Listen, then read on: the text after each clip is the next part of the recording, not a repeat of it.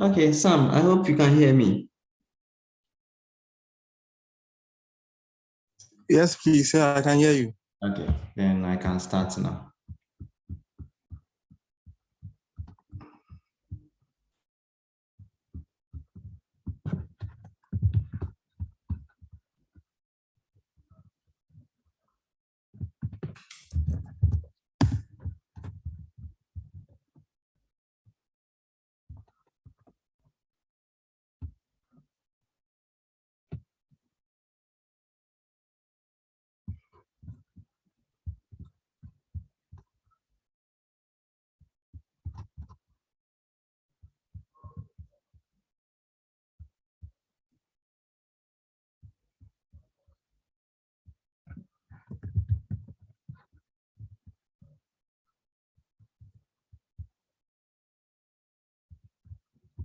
Okay.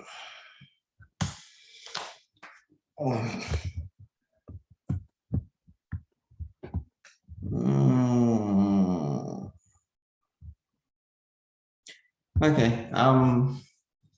Welcome back to the class again. Actually, I wanted to add another day to our meeting days, but somehow I couldn't get time. The Friday one I suggested, I had something to do on Friday, so after I was done, I couldn't come. This week too, I was planning maybe we could have had a meeting on Monday, which I ended up also falling somewhere. Sometimes I'll plan and then I'll not be able to do it, or something will come up. So I'll try and see if we could continue with it. Now, the last time we talked about string and I talked about accessing, and then I remember also doing the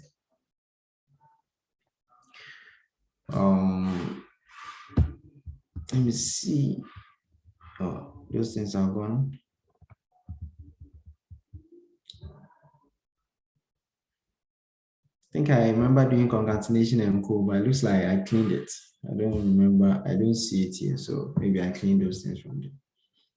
Okay, let's go. Now, I'm sure today we get a different data string and co. But what happened, I wanted to mention, is the fact that there's a way to get the length of the string, which I did not talk about. So I think this time the first thing I want to talk about is one of the inbuilt function called len, and basically it gives you the length of the string, not just strings. If you talk about other classes also, like the list, tuple, and code, this function gives you the length of values in there. So if I put in the length of maybe hi, I expect that to tell me that I have just two, the string is just two. Oh, okay. Because I didn't print it, I won't see it. So print the length hi, something like that. Then it tells me the value in there is 2. So normally you use that to get the length of whatever string or list or tuple that you are working with, so that you know how to deal with it. Okay. So if you remember, the last time we had something called message, and if I should check, it was hello world or so. There's number of string there. So if I wanted to find out how long this string here is, or this variable is, I can just use the length to find that. It tells me it has 13 values. So I think that's the only thing I missed from when I talked about the string. The other things, I wouldn't be, there are some things I'll leave. If I remember, I'll tell you to study it. Other things too, I'll just leave them. Maybe they are not so important, so I wouldn't bother myself going over that. Okay, now let's come to this one. The next data type that I wanted to talk about was numbers. Python actually supports integers, floats, and complex numbers. Today, we will see how integers are and the operation. And we already know how integers work. So I'll just use this to do maybe how we can add integers, how we can subtract integers, how we can multiply them, and then I think this is addition. This one is for subtraction.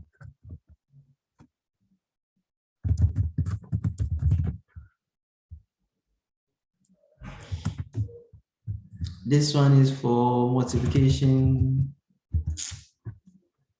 Then we have division for this one. Okay.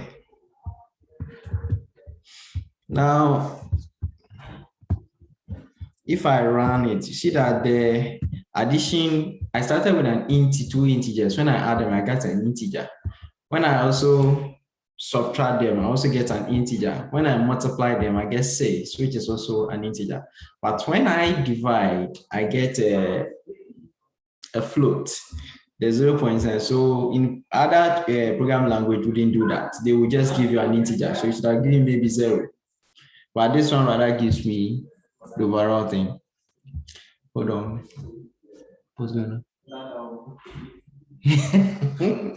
You okay? So those are the things that the other ones for I think there's other operation for remainder. There's one for the whole number. I think the GCD or something like that. The divider also, and then there's other one for I think I also talk about this one also. That's if you raise to the power. So we use the star for the power in Python. Other program language has different but they have this one for it. So I would probably want you to check on the remainder and then the modulus. I think the modulus. They are also ones that they do. Again, when it comes to these things also works on floating numbers also. So if the number is a decimal like this, then Python will see it as a floating number. And when you start working with floating numbers, most of the operations that you get, they will all be floating numbers also. So if you add two floating numbers, you get a floating number. If you subtract them, you get a floating number. If you divide them, you get a floating, and when you multiply two, you do get a floating number. So these are like examples here. That if I add 1.5 to 2.2, I get 3.7 and so on. So it's the same with the integer, just that the data type that is given changes. As with floating, it will definitely always stay in floating values, but with integers, sometimes it might be go to the floating number because especially with the divisions. Okay. Now, if you have any question, then you let me know.